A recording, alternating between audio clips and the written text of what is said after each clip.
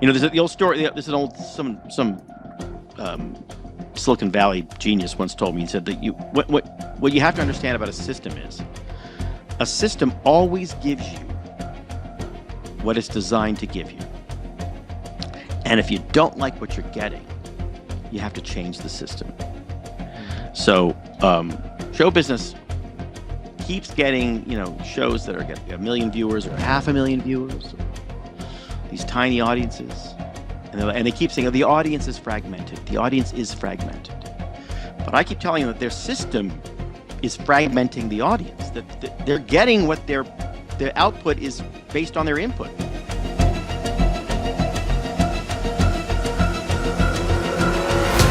Welcome to another episode of Counterculture, the show that stands at the intersection of reason and faith in the battle against sentimentality. Forget Blazing Saddles. My question is, could the greatest sitcom of all time, that would of course be Cheers, be made in today's identitarian America?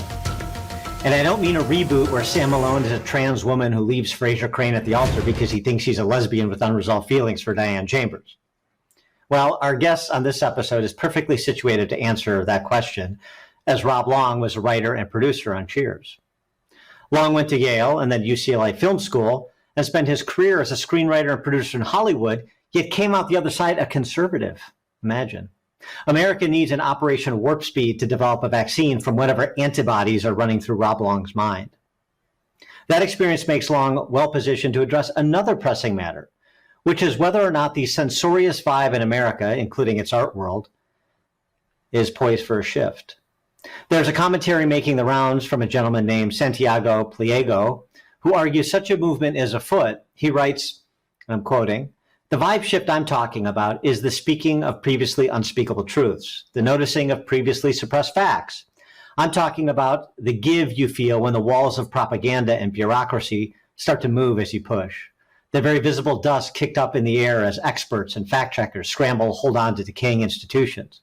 The cautious but electric rush of energy when dictatorial edifices designed to stifle innovation, enterprise, and thought are exposed and toppled." He continues, "Fundamentally, the vibe shift is a return to a championing of reality, a rejection of the bureaucratic, the cowardly, the guilt-driven, a return to greatness, courage, and joyous ambition." He should write for Hollywood. I hate to break character and begin the show with a hint of optimism about American culture, but let's give it a whirl with Rob Long, who joins us now. Welcome. Thank you for joining us. Well, thanks for having me. So let's start with the question, because I remember I went to this screening of Blazing Saddles that Mel Brooks was doing around the country in Chicago. This has to be 7 or 8 years ago.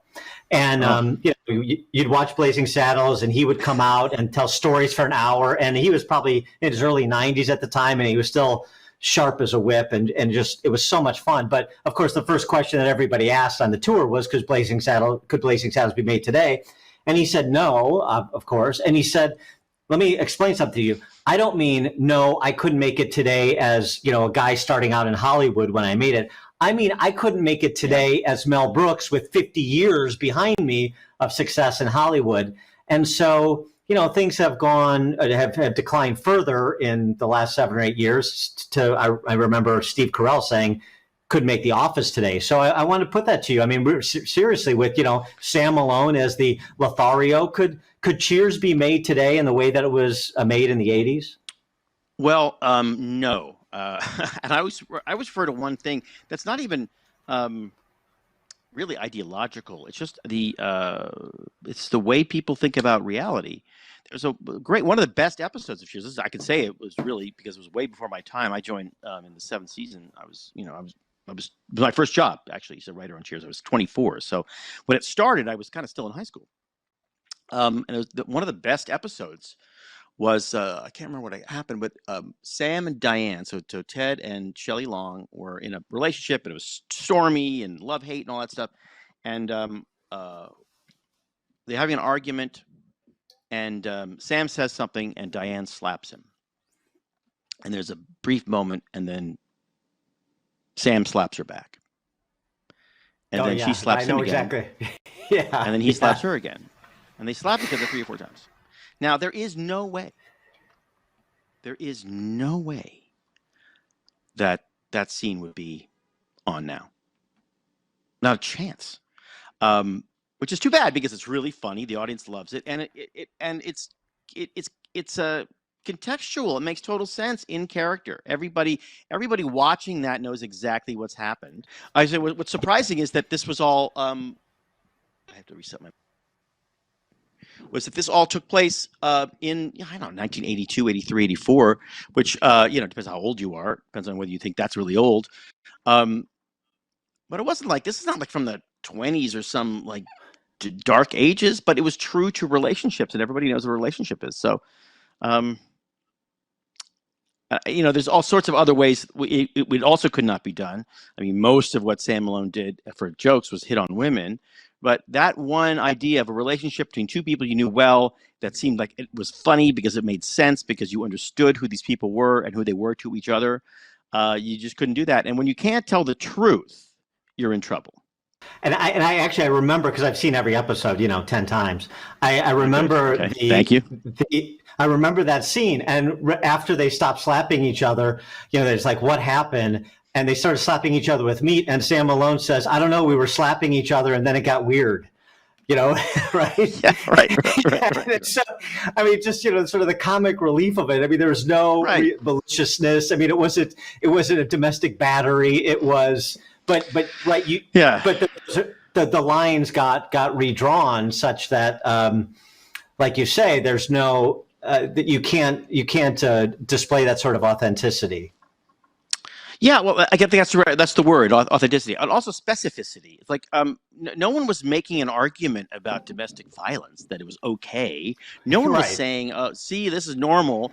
Everybody, we were telling a story. They were telling a story about these two very specific people, and I think that the idea that your popular culture entertainment should be some form of therapy, or I don't know, like cultural education or cultural re-education, I should say, is not only detrimental, not only ruins comedy for you, but it never works. I mean, people aren't actually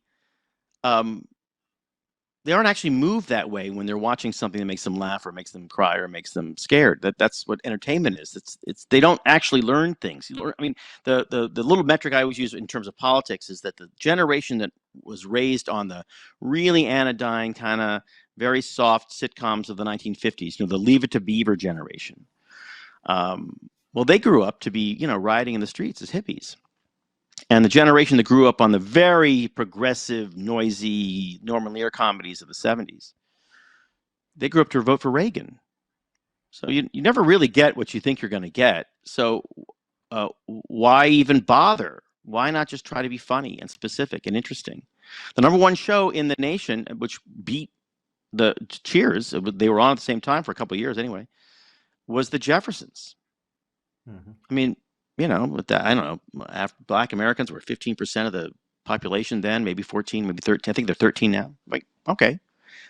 But it wasn't it was completely accessible to all TV viewers because they understood what it was about. It was about a little guy with a Napoleon complex who was kind of a jerk, but like very successful businessman trying to navigate and negotiate his way through a very different world, and in up on the Upper East Side, in a deluxe apartment, right? Everybody understood what that was about. Everybody had access to that story, that character.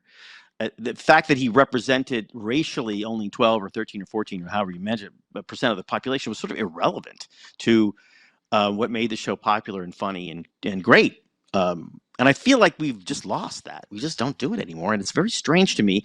And people in Hollywood and people who do popular culture always wonder, like, well, how come the audience is so fragmented? And I always say, well, I mean, because you're only actually trying to go after a fragment. You're getting exactly what you're going for. Well, the thing about this too is, why can't, some shows present an idyllic vision of the West or America, of family life, and others present a satirical one, and others, like Norman Lear did, try to present something that was reflective of the times in some respect? I mean, why does it all have to be, according to sort of one script, and the archetypical characters need to be, I mean, so that's the other thing too. It's like this criticism only makes sense if you have to conform to this sort of singular approach to a particular show. Yeah, and you're only focusing on one thing, and it's and what's strange about it is that the evidence around you, if you're a decision maker in show business, there's so much counter evidence. I mean, Lin-Manuel Miranda did Hamilton, which is probably, in my opinion, the most patriotic work of art in the history of America. And he just sort of did this really weird thing where he told a story about one of the founding fathers. And at its premise of the musical is that these were great men engaged in a great struggle to create one of the greatest outcomes in human history. The first real republic, America. And I think he said at one point that growing up, whenever his response to people saying, well, the dead white European males and all that stuff was like, well, no, wait. The point of George Washington wasn't his racial identity. The point was he was engaged in a great thing. And so you could go to Hamilton and it didn't really matter. There was kind of some funny jokes about Thomas Jefferson. It didn't really matter that everybody was sort of black or Latino or Asian. What matters is they're all Americans.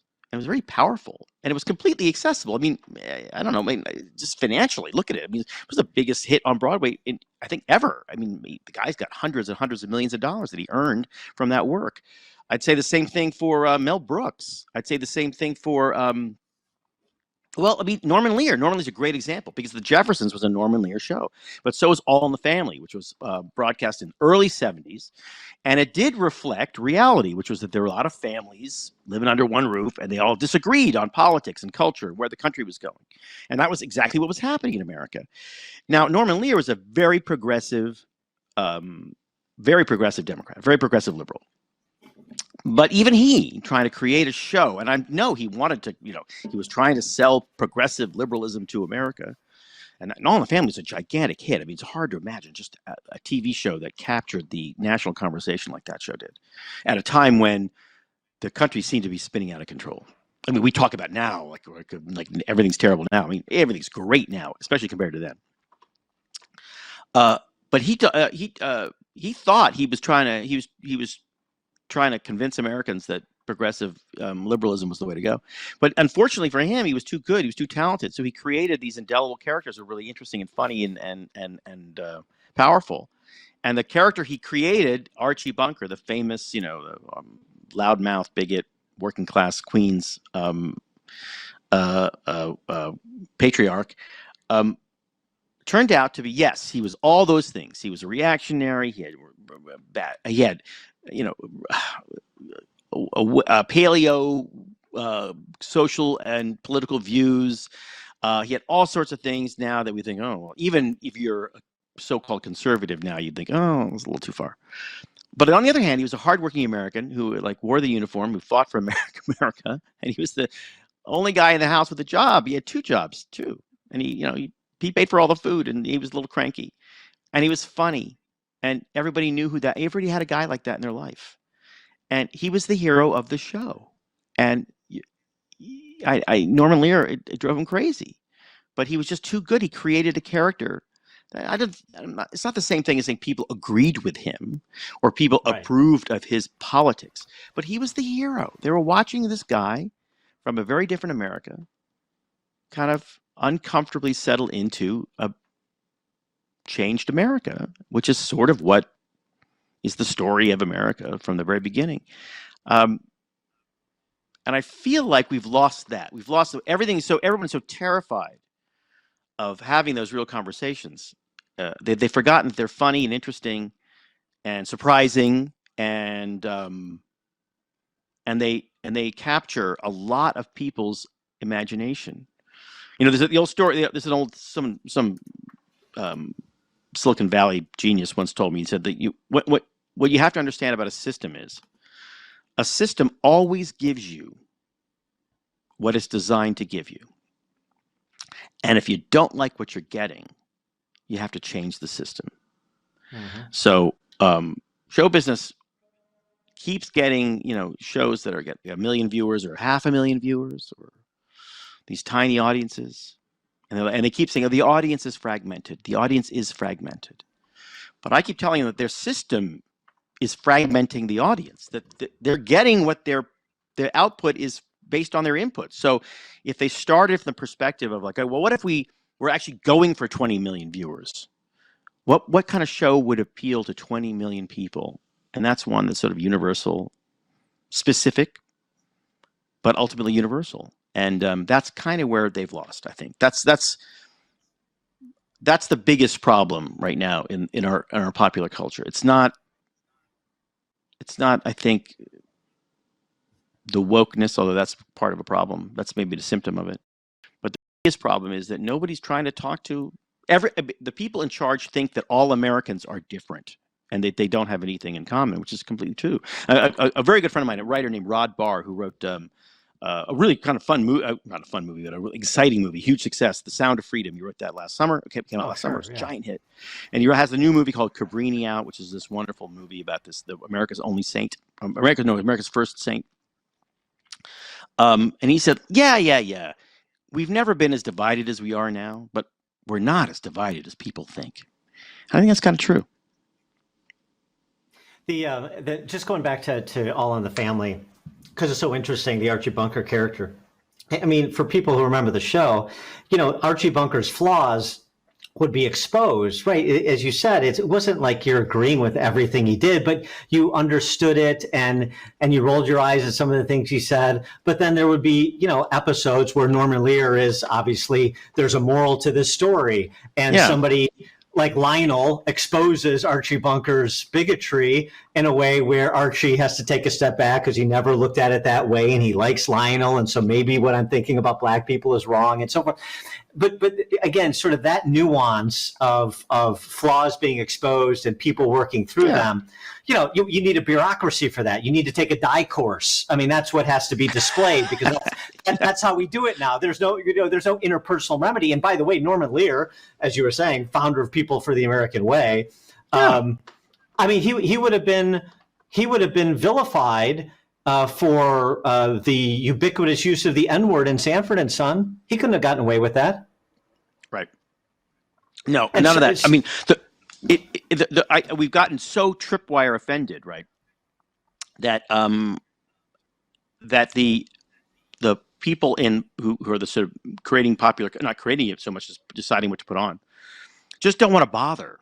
I mean, they don't want to bother with controversial stuff, right? So, like, no one's gonna protest if your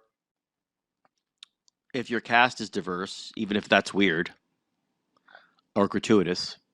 Right. No one's gonna protest if the family all has climate change consciousness. Nobody's gonna complain.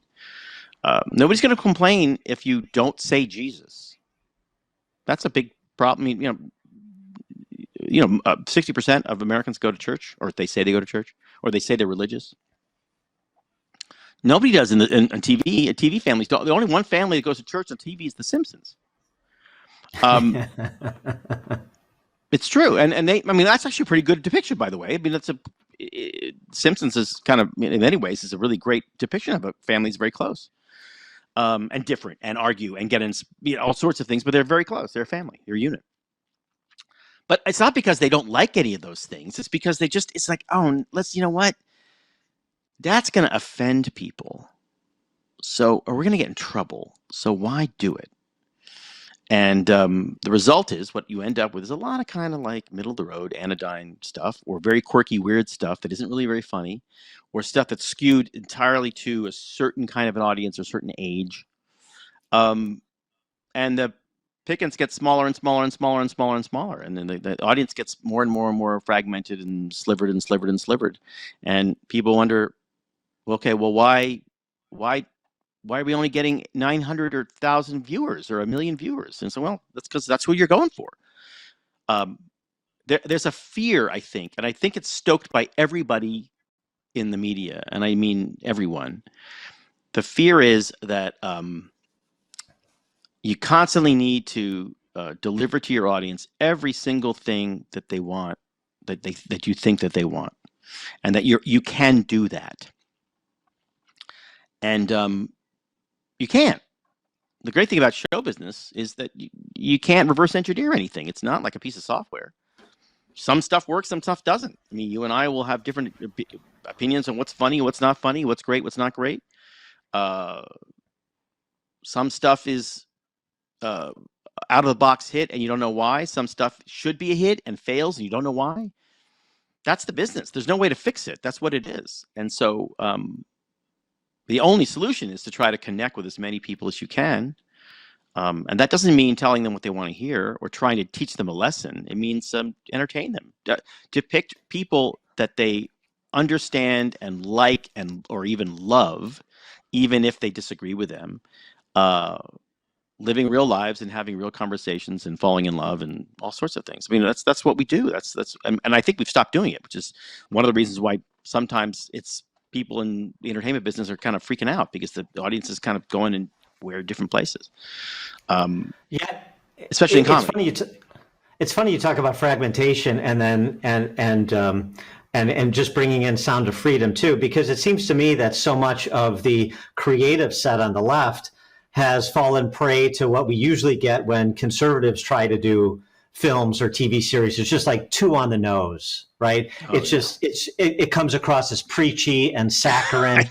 And that's exactly what the left has become. We have to check these boxes. We have to shoehorn this message in and shoehorn this character in. And it has nothing to do with good storytelling. It literally is sort of painting by political numbers, which is why, so much, it's been so difficult for conservatives to get out of their own way with respect to this art form.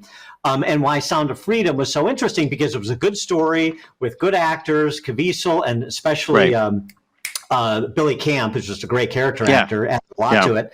And so this is why, and you say it's like, how did this happen? Well, it happened because it's a storytelling. It's a story that's well told and well acted out with a positive message that actually is universal. There's not too many people that are pro human trafficking. Yeah, it's also like not that new. I mean, I don't know sometimes I feel like conservatives believe that everything is terrible and everyone is fallen and we live in this cesspool. But look, Sound of Freedom was a really good movie. My friend Rod wrote a great movie.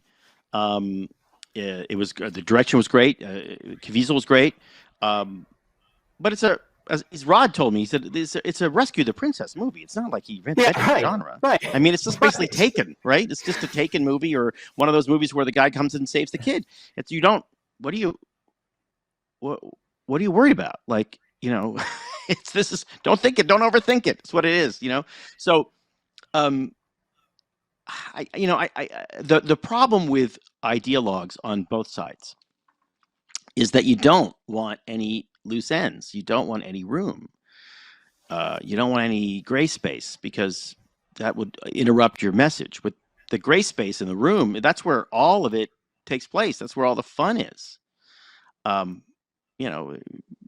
You could do All in the Family without an appealing, engaging, hilarious, infuriating, but star character played by Carol O'Connor, Archie Bunker. But it wouldn't last. It wouldn't even last among people who agree with him or disagree with him. People are like, boring. Because real life is not boring. It's really interesting. And I hope that if you're a pessimist, you look at these poll numbers, you look at numbers with people, and you realize that maybe we are kind of spinning into different audiences in our real life too. Like, every now and then I'll be speaking to a group and I'll talk about all my, I'm in show business. I live in New York City. I have a lot of liberal friends. I love my liberal friends. I agree with them on some stuff. And then sometimes audiences will applaud and sometimes they'll be aghast. And I think that's true on the left too. Like, sometimes they'll just be aghast that this liberal knows a conservative or something. And I just found that so bizarre. Like, what kind of world how boring? How boring would your viewing be, or your entertainment be, if everything had been sanitized and prepared for your specific ideological concerns? It just seems bananas and not fun.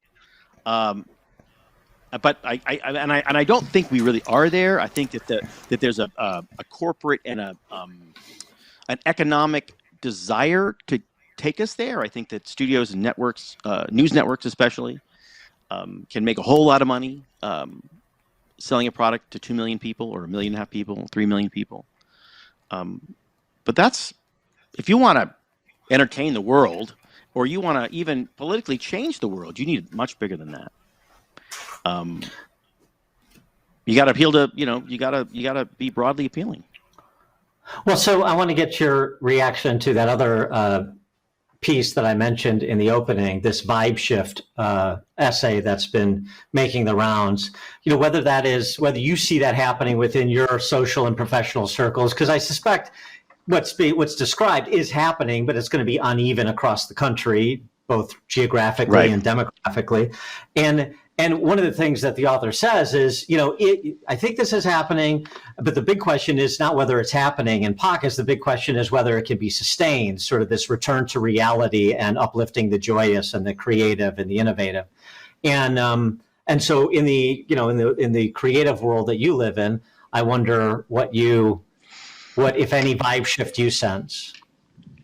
Well, I think it's a negative. I mean, I don't mean it's a bad thing. I just think that it's the negative vibe shift is interesting. Like in politics, right? You have it's the same split it's always been, essentially. Maybe it's a little bit bigger in the middle.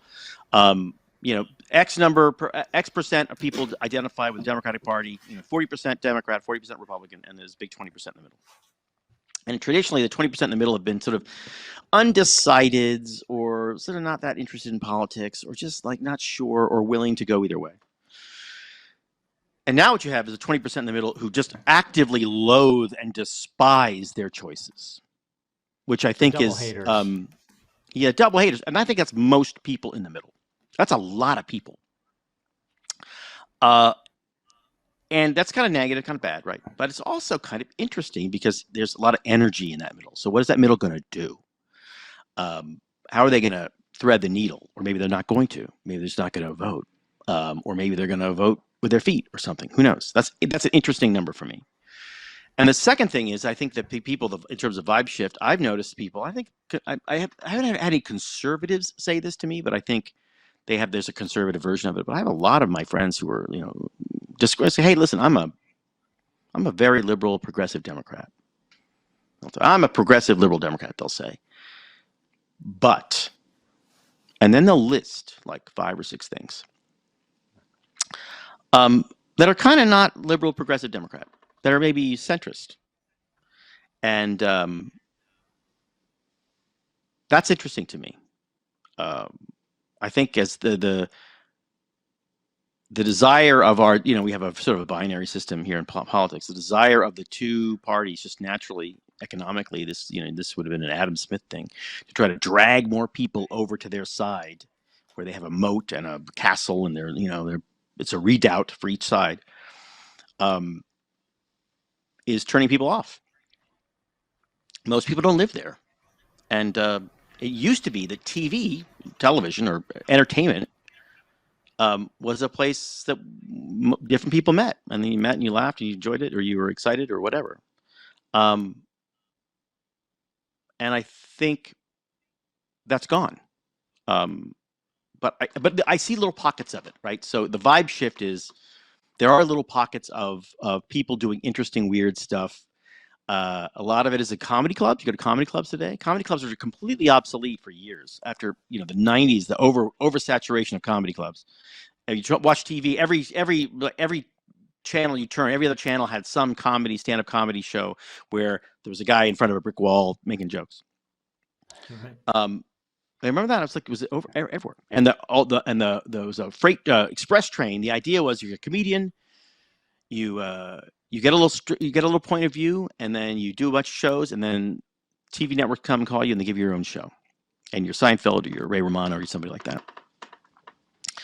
And that kind of died. But now you go to a comedy club and you watch stuff. You hear people do comedy that they could only do in a comedy club. There is no way this comedy is ever going on TV.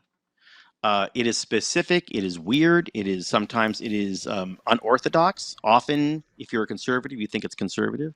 But often, if you're a liberal, you see it as liberal. But the truth is, what you see it is very specific about the person making the jokes. and it's incredibly gratifying, sort of interesting to watch that happen. And somebody at some network or streaming service or whatever you call it is going to take a risk and put some of that stuff on TV. And that person is going to be hailed as a genius for doing what they're supposed to be doing, which is finding interesting, fresh voices and giving them a microphone and letting the audience sort it out. Not try to figure out the audience or try to pre-sanitize it or try to trim off the edges, but just let the audience sort it out. And I think the audience will. I think the American people are a lot more tolerant and interested and good-humored and able to laugh at themselves than the show business minders give them credit for. And that is the vibe shift. So I guess the vibe shift is, but people have to ask for it. They have to ask for it. They have to look at. They have to create a demand or show that the demand is there in order to get the supply. So you're not saying we're on the cusp of a less censorious attitude quite yet, but there's the opening, there's the possibility if you have somebody that's sort of a bold shot caller at Netflix or Amazon or somewhere else, a studio. Yeah. But I mean, because like it's easy to take. I mean, relatively speaking, it's easy to take a risk on Chappelle the way that Netflix did and said to staff, if you don't like. Yeah. If you don't like us platforming Chappelle, then you can leave because Chappelle's just too big and he's uncancelable. But trying to find the next Chappelle or somebody like that is right. That's where the risk comes in if you're going to swim against the current. Yeah, I also feel like if you're funny, I mean, I do comedy, so I always think of it in terms of funny. But if you're funny, everything else is okay. Like you don't have to worry about anything else.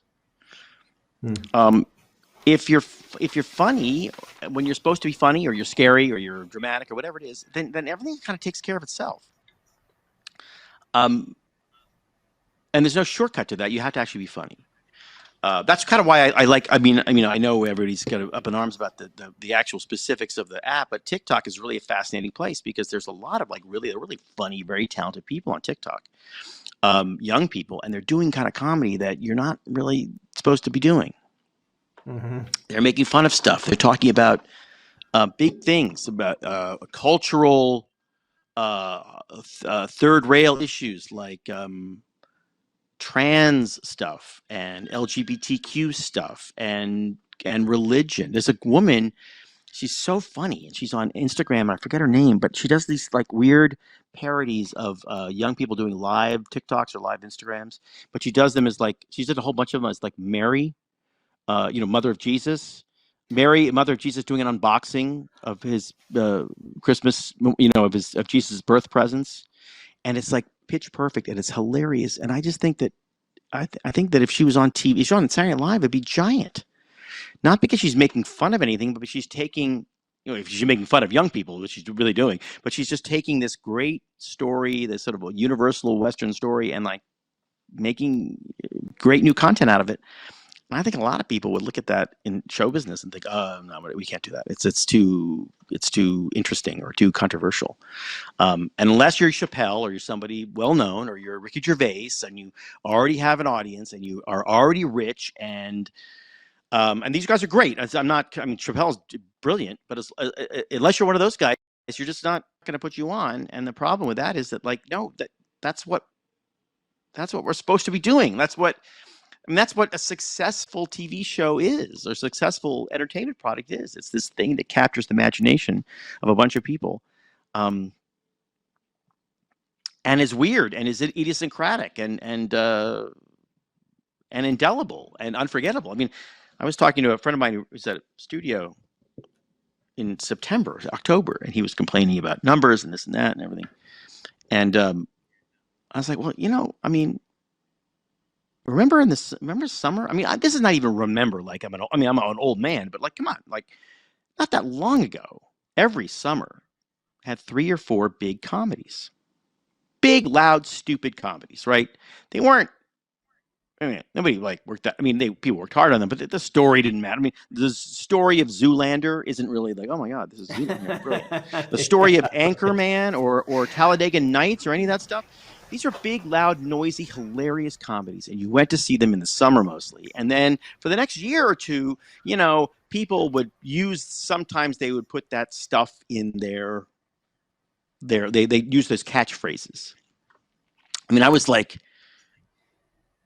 I think I was in Egypt. I think I told this story. I was in Egypt, Cairo, in last year, and I was walking through the Cairo Museum, which is a beautiful museum. And there's a school trip, a bunch of Egyptian school kids were walking through it, and there's was a little model of the Great Pyramid, and then little figures of the Great Pyramid walking around. And this kid in Arabic, I don't speak Arabic, but I knew what he was doing. And he was looking at it, talking to his friend, and they were, he's like a 11-year-old boy, 12-year-old boy. And he's pointing to the thing, and he's saying in Arabic, I know what he's saying because the intonation is the same. What they say in Zoolander, when they show Zoolander, Derek Zoolander, they show the model for the Zoolander Institute. And he looks at the model, and he says, what is this? Is this a school for ants? It's just for ants? And of course, he's so dumb, he thinks he doesn't understand what a model is. It's a stupid joke, but it's hilarious. And this kid in Arabic is saying that about the pyramid. I know it because I know the intonation. I don't speak Arabic, but I know what he's doing. The other kid's laughing. And he's basically making a Zoolander joke because people do, right? And I said to my friend, why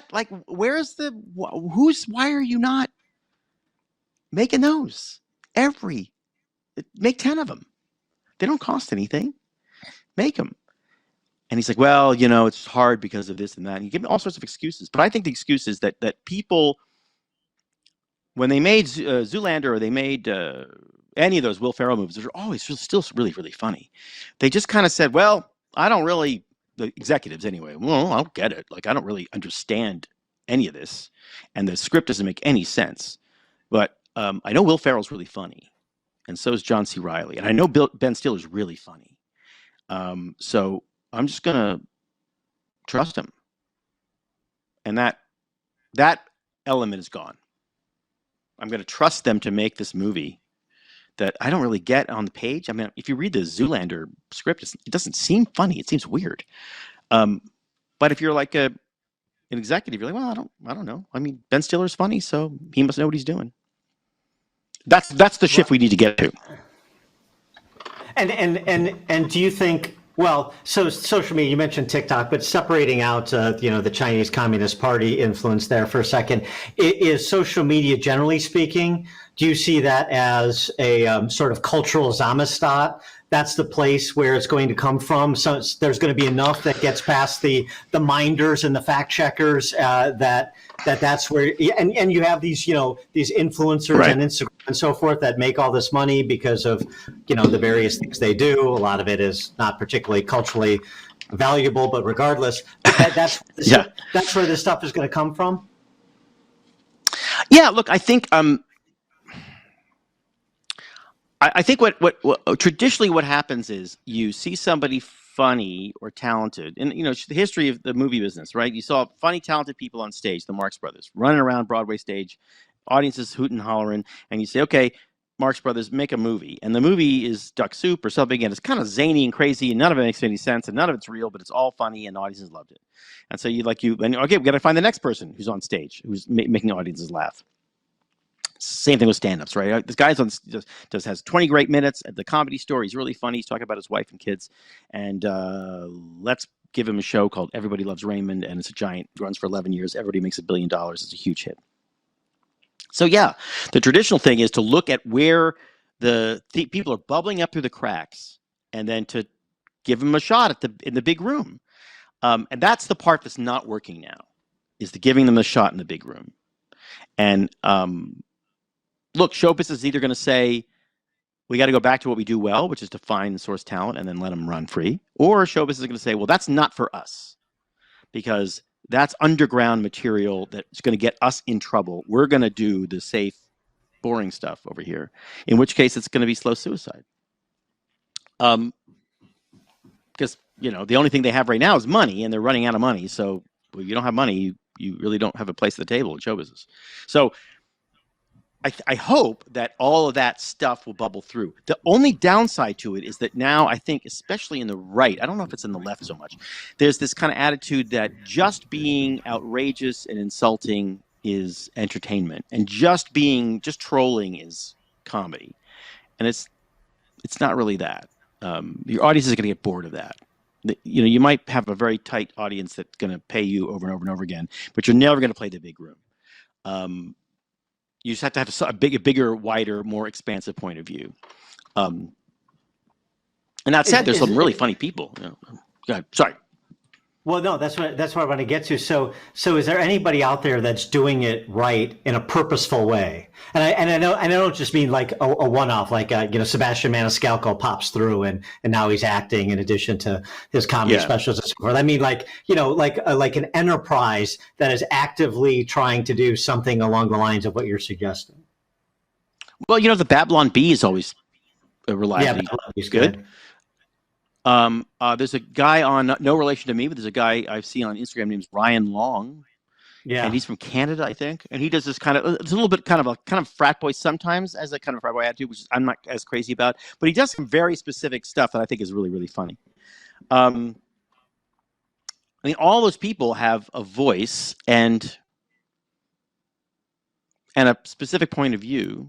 And it's the job of comedy development people, like me, I guess, to come up with a way to tell a longer story and put them in a situation that has legs. So you're not just watching a sketch over and over again.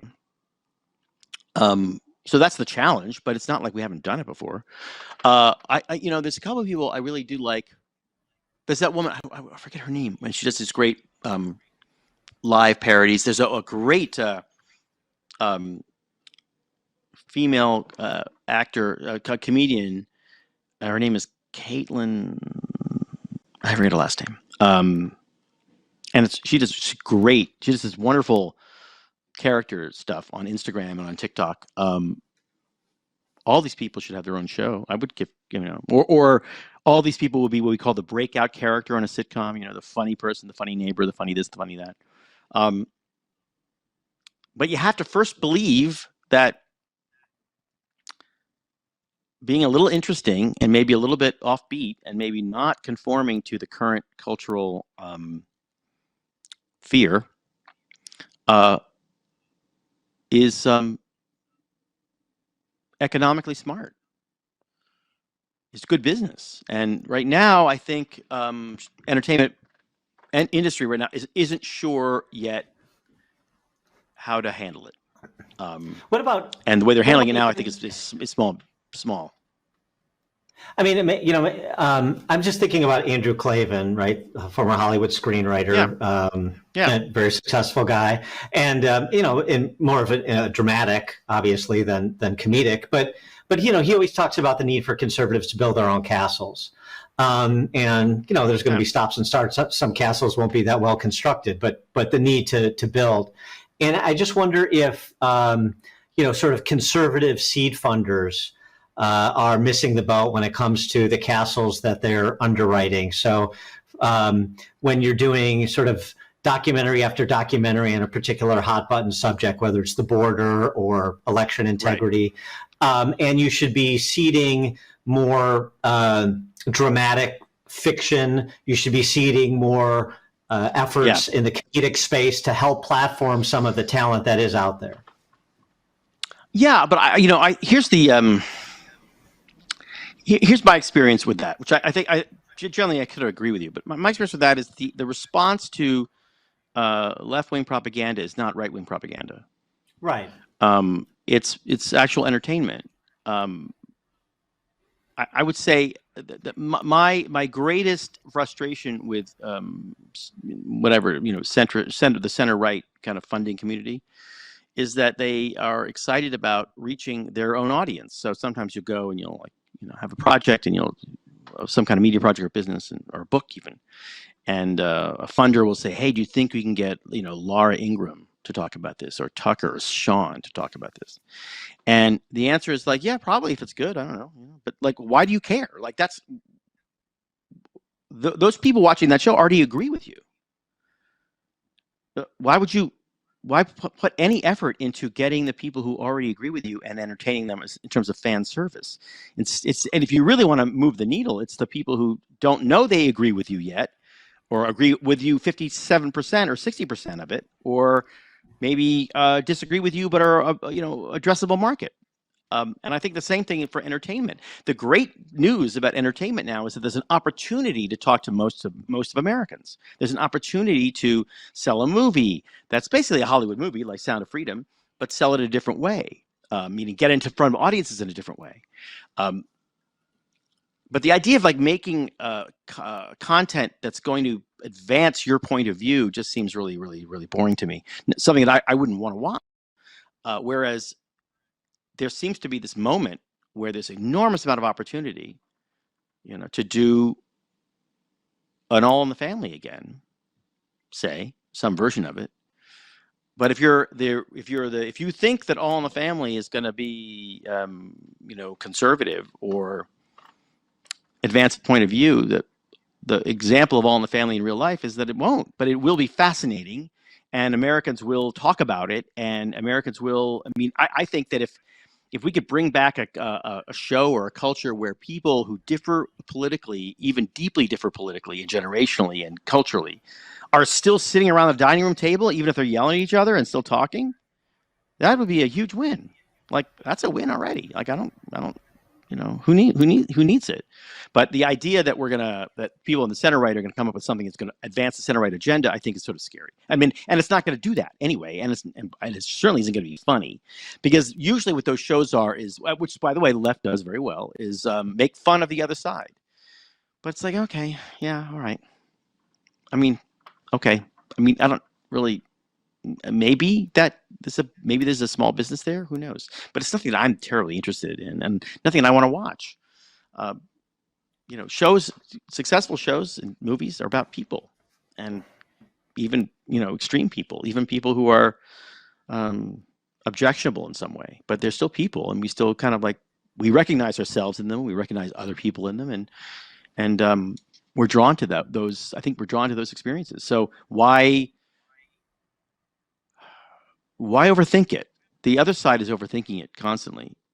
Why not underthink it and just put on something funny? I like that. Underthink it. Yeah, that's a catchphrase right there. Underthink it. Before we let you go, tell us about your podcast, Martini Shot, and the genesis of that. Well, I tell you, Martini Shot started because I don't know, some political event happened. Maybe it was 9/11 or something. And I was at a party in LA when I lived there before I moved to New York, and the head of the public radio station there, a very, very influential public radio station called KCRW, and the woman running it was this kind of dynamic character, and she was like an ex-hippie or former hippie, not ex-hippie, no one's an ex-hippie, but she in the 60s, she was kind of a wild woman, and then she took over this little basement public radio station at Santa Monica College, and she turned it into this giant powerhouse. And she was obsessed with the idea, this is in 2004, I think, with the idea that the people on public radio were just talking to themselves, that public radio was too mono-ideological, it was too liberal, really, right? And she was liberal, but she just thought, well, what are we doing? Doesn't sound public to me. So she marched up to me at a party, and she said, you are going to do a commentary for us every Wednesday at 4:30 or 5 o'clock in the middle of All Things Considered during drive time, when you're going to give your perspective on politics and events. And I said, I'm not doing that. That sounds terrible, and I'm not qualified to do it. And I just can't think of anything more boring than that. So she said, well, what do you want to do? And I said, well, look, we're in Los Angeles here. Nobody's talking about show business and the stories, the culture here. We're in a mill town. Everybody works at the mill. We're not talking about the mill. She said, okay, start. And then if I don't like it, I'm going to make you change it or find somebody else. I said, all right, fine. So that's exactly how she was, and kind of refreshing. And so I just told stories. And I just said, okay, this happened, that happened. A friend of mine told me this story. And I did it for 16 years, every week. I had 3 minutes on public radio, and every now and then, people around the country heard it. They were running it everywhere, and 3-4 minutes. It was a little story in the middle of the news. My theory was that you're driving home, and there's the news, and then somebody comes on and starts telling you their opinions about the news. Like, I don't really care what your opinion is. I don't expect you to care what my opinion is. But if I tell you a story, you'll listen to it. So I did that for 16 years, and then it kind of ran its course, and I think they wanted to try something different. I think also there was like this idea that middle-aged white guy on public radio wasn't necessarily as welcome, and then I started doing it my own, and now I do it. They're a little longer, like about 10 or 12 minutes now, but you can get them on. It's called Martini Shot, which is the industry jargon term for the last shot of the day when you're on a shoot, and so the first AD calls out, "Okay, martini's up, martini's up." It means this is the after this shot, you get to go get a martini, and so they call it a Martini Shot, and that's so I thought that's kind of what the vibe that I'm trying to start here. So I've been doing it for a bunch of years. I do it now for this great organization called the Ankler, which is this great entertainment news site. Even if you're only mildly interested in entertainment, it's still kind of a great read. And I do it once a week. In fact, one will be out tomorrow. I love it. I love the podcast, the Martini Shot. That was a good run at NPR. Oh, that might be the longest run outside of firing line on public radio or television that a conservative has ever enjoyed. So, Rob, yeah, Long, had I ever talked about politics, I would have been fired probably. But since I only told little stories, fine. Right. Thank you so much for joining us on my podcast, Counterculture. Again, Rob Long, Hollywood writer, producer. Check out his podcast, Martini Shot. Rob, thanks so much. Appreciate your time. Happy to be here.